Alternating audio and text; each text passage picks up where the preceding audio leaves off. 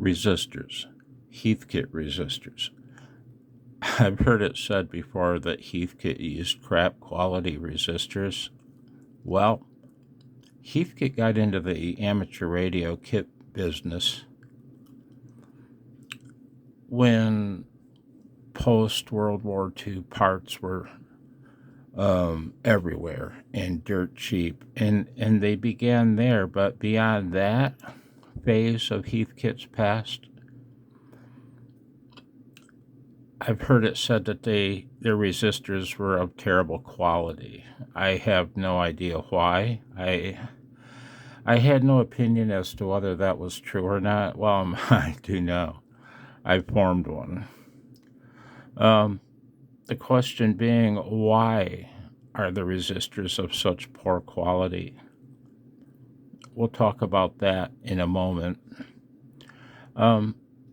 Is it, I believe they were of American manufacture. I've restored pre-World War II radios where the resistors were in far more better condition than these. Or at least I should say their value was closer to being as marked. I thought I'd talk for a moment about I'm sorry. Not in a very good mood, man. Maybe this video will cheer me up a little. I wanted to talk about, now, guys, bear with me. I don't even care. I don't care anymore, man. I guess I should cue in Phil Collins singing. Maybe I will. I wanted to talk about how I go about checking all of these resistors in such a way that I might be able to find one again, a specific one that I'm looking for. I looked at the chassis and I realized, well, got this big open compartment down here. Got this band switch area, no resistors in there, only capacitors. And then these three little compartments, and then this long one that's adjoined to this big cavernous area down below. Well, that's how I started checking them. I realized, and it can seem overwhelming at first, but section it off, guys. I treated this as one section. I count 5 resistors. This is another section. You know what I mean? 4 resistors. Then I started up here and I started working my way down. And when I got down here, I come all the way down and I curl my way clockwise and finish here. And I'm going to pause you and show you my sheet that I've been writing the values down on. Hang on. Okay, guys. I drew a little doodle right there of my method of checking them. Compartment 1, 2, and then 3. And I sectioned off. What I like to do, guys, and especially because I was going to make this video, I wish the screen brightness would quit pumping. It's in and out right now, man, and it leaves me wondering, is the final video looking like this? Dang it, Bobby. Anyway, since I wanted to figure out what percentage of the resistors were in tolerance and what percentage were out. For you guys, I wrote down the value of every resistor in the receiver. This column is the marked value, this column is the actual value, and I hate to say it, and I used my spreadsheet to for convenience, and it was handy.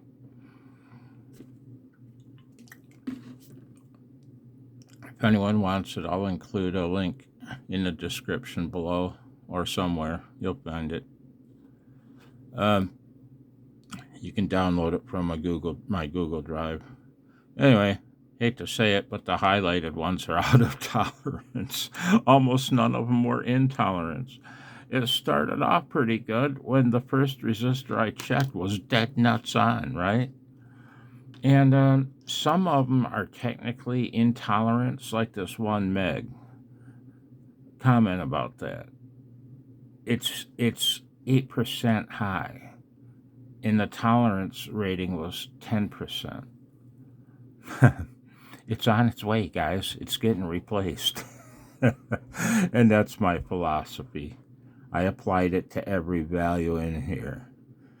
However, when I came up and a couple other notes, one of them I couldn't tell the color of it. It was a guess because the resistors, if they run hot, the colors can get cooked off. Well, I put a little arrow to notate that I've written something on the next sheet, and I'll show you what I wrote down in a minute.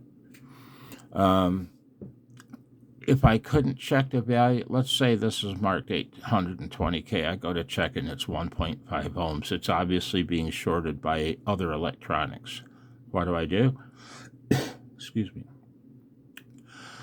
I'll rotate function switches and such, operate switches, operate pots. Does it change? No. Then I can't check it without disconnecting one lead.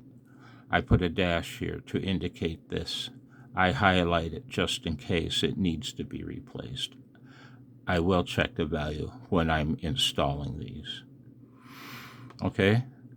I did not include the resistors such as this or this one in the statistics that I'm going to show you. I'm going to tilt you down. Well, I'm not going to show you the schematic, man. I'm not in the mood. But I noticed that there's a discrepancy, man. There was 4 silicone diodes in here, and they're not on the schematic. This receiver doesn't use silicone rectifiers. Well, it does. It has a couple. It has 1 diode in it, at least, that I know of, a small signal diode. It does not use diodes in the power supply. It used a rectifier tube, And I'm like, what? And the resistors were cooked. I couldn't tell the color of. So I'm like, dang, man. I looked online and I found a mod. I saw a link to a mod for an HR-10B. Figured, well, let's take a squiz at this mod. And yep, it's from that mod, man. A power supply mod. You install a bridge full wave rectifier. They use 2 diodes in series to up the voltage handling capability, and then they use 2 more connected as such in a full wave rectifier configuration with a center tap transformer. Well, the original receiver did not have that, and this mod included a type 0A2 voltage regulator tube that's installed in place of the voltage, the rectifier tube. So the mod includes a tube type voltage regulator. This phone's going wild, in and out, bright and dark. Dang, man, I'm probably babbling for nothing. I'll show this on the next page, okay? There's another resistor here, clearly a brown, black, blue, which is a 10 meg. I looked quickly through that mod sheet. I didn't see it mentioned. I'll look further.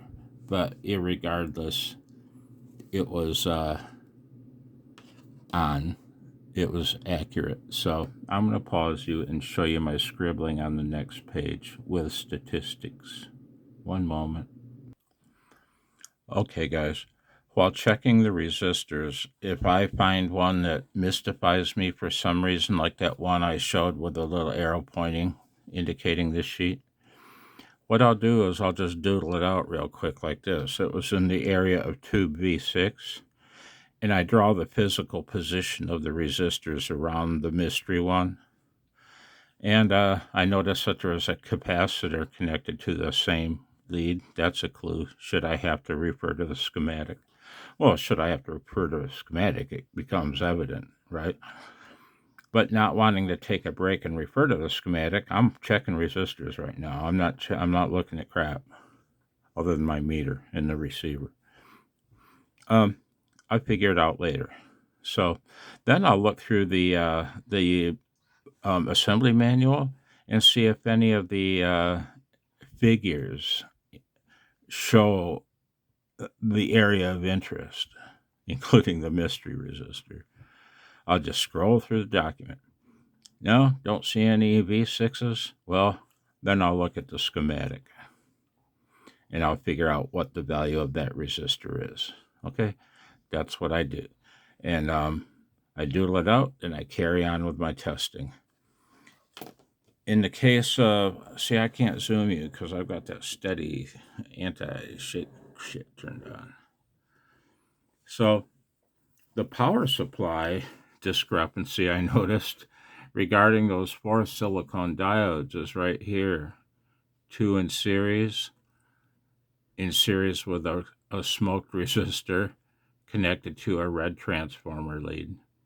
The other red transformer lead connected the same way. It became and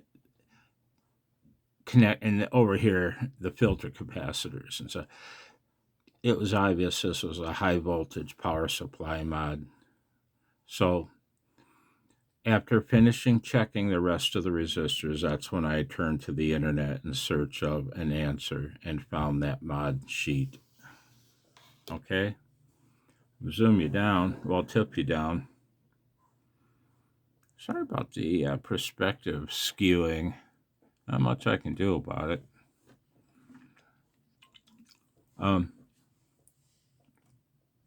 This anti-shake mode on this new phone is very limiting, but it works well.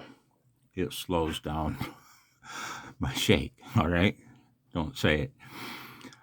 As far as capacitors in the receiver, I'm going to be replacing the 2 capacitors that go from line to chassis, okay, with modern X1, Y2 safety caps. It had just 0.005 microfarad at 1 kilovolt, I believe. They're very high voltage so as to hopefully not short out and electrocute you. But I'll be using something more modern. As far as electrolytics, it only has 3 20 UF 300 volt caps in that can. And that somebody restuffed, which I'll be restuffing. And it has under the chassis a 10 microfarad 25 volt electrolytic. Okay, these I had on hand. These are 20 microfarad ones, so I can go ahead and pull that can off the chassis and restuff it whenever I feel like it. Nothing to see there. It wouldn't be of any interest to you guys, I'm sure. Okay, so here's the statistics. The receiver has 45 resistors in it. I didn't check the value of 2 because I couldn't. I did not include those 2 mod resistors in these stats. Okay, ready for it, boys? Boy, I wish I could zoom you in. What an anticlimactic moment. Damn. Out of 45 resistors, out of spec, 32. In spec, 13. Percentage bad, 71%. 71% of the resistors need replacement, guys. 29% make me happy, and I'll leave them be. Okay, one moment. For the first time tonight, I pause you. Yeah, that was pretty good. Yeah, I don't mind saying so if I. Want to hear? Want to listen? Listen. Blitzy. Did he quit? He quit panning. He knows. Guys, thanks for watching. My little I pause you made me feel better. It's the first time in 3 days I've felt like myself. Oh, hey. Oh, hey. What an a-hole. Oh, hey. I was going to do a video talking about image frequencies and IF filter choices and the required local oscillator frequency, the pluses and minuses of various design plans, but I don't think anyone's interested in that. I will. It's coming again. I will. I can't just say pause you. I pause you. Man, as soon as I start setting you up again, baby boy starts panting again. A serious suggestion for you homebrewers out there. If you want to take a deeper dive into homebrew receiver design or transceiver design, either element or both elements combined, one should study and understand the operation of this transceiver by Roy Llewellyn, W7 Echo Lima. This transceiver formed the basis of my very first homebrew rig. And like I've talked about before, having met him during a field day contact in the middle of the night from the northern woods in Michigan, and having fallen the F out of my chair, he was gracious enough to take me by the hand and point me in the right direction to learn what I needed to know in my then current superhet transceiver design.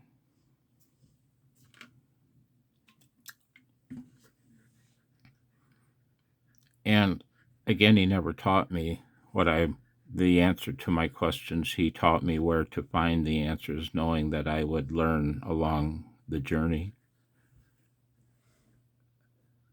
I can't stress enough, guys, if you're into homebrew design, regardless of DC or superhet, this is a document where you should start. And if you're interested in homebrewing, if you've got a good grasp on electronics, basic RF electronics, you're ready to homebrew your first rig.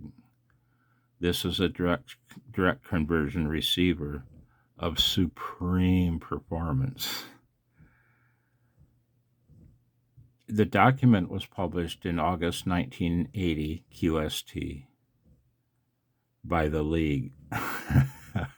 The big evil League. You know who the League is, guys. They invented ham radio, right? They invented electromagnetism, I've heard. I pick you up. I hold you. Yeah, that's a little creepy. Oh, hey. Jesus, here I go again. Oh, hey. I can't duplicate it, though. It just comes out snotty the first time.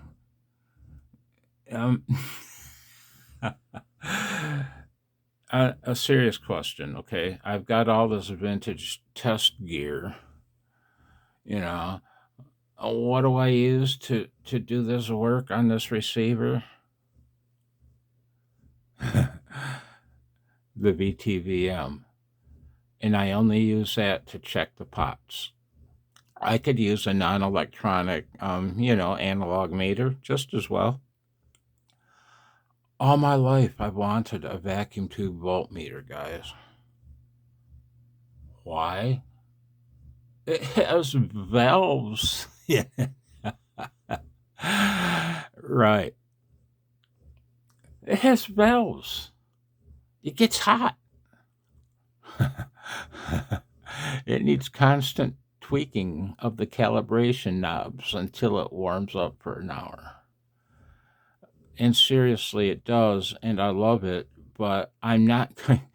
The downside is you have to, after it warms up, you can change ranges and not have to re-zero the high end, I believe it is, only the low end or vice versa. But it's a hassle. What do you want to do, man? You want to keep fiddling with all of that every time you move to a new resistor, or do you want to let the auto range function on your DMM take care of you? And on a serious note, I had thought about using the vintage test gear to do all repair work on the vintage electronics that I've got here waiting for restoration, you know what I mean? Man, whoa, the tripod flipped forward, my little circuit board holding tripod. Yeah, not to be Dr. Gruesome, but damn, guys, I'm getting a little long in the tooth. I don't think I'd be here long enough to do all that. Yeah, no, I'll use my DMM, and I'll use my vacuum tube voltmeter to check the pots. I hope you're well. Thanks for putting up with me, guys. I thought about including a fun little outro, but nah, that means I'd have to edit this. And yeah, nah, I'm good. I hope you're well. Take care. And I'll try to do the same. Okay. Mata ahimade.